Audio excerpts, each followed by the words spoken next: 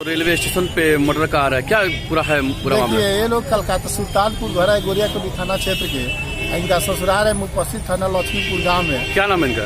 फैसल नाम है और एक कलकत्ता हावड़ा से जा रहे थे। ठीक है, स्टेशन मास्टर के ऑफिस चेम्बर के सामने हत्या हुआ है। तो कहीं ना कहीं प्रशासन की चूक हुई है, रेलवे प्रशासन की।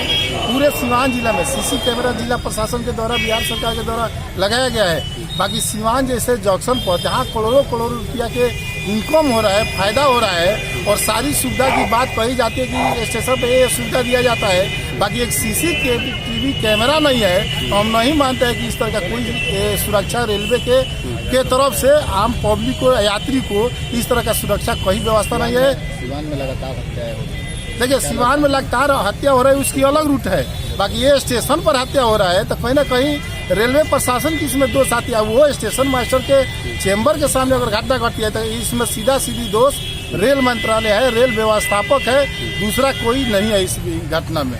ठीक है, अपना नाम पूरा? श्रीनिवास यादव, सामाजिक कार्यकर्ता।